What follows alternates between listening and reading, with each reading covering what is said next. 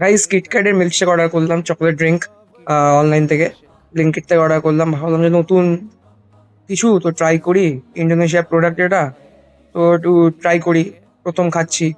তো so guys, ঠিক half an hour আগে আমি এটা অর্ডার করেছিলাম, কিটক্যাটের এই মিল্কশেকটা, চকলেট ড্রিঙ্ক। খেলাম, ফার্স্ট স্লিপ দিলাম গাইস। এর থেকে বাজে কিছু হয় না, এর থেকে বাজে দুনিয়ায় কোনো মিল্কশেক তৈরি হয়নি, কোনো চকলেট ড্রিঙ্ক তৈরি হয়নি এর থেকে বাজে। এর থেকে ভালো বনবিটা জলে গুলে না তো দুধে গুলে খেয়ে নেওয়া উচিত।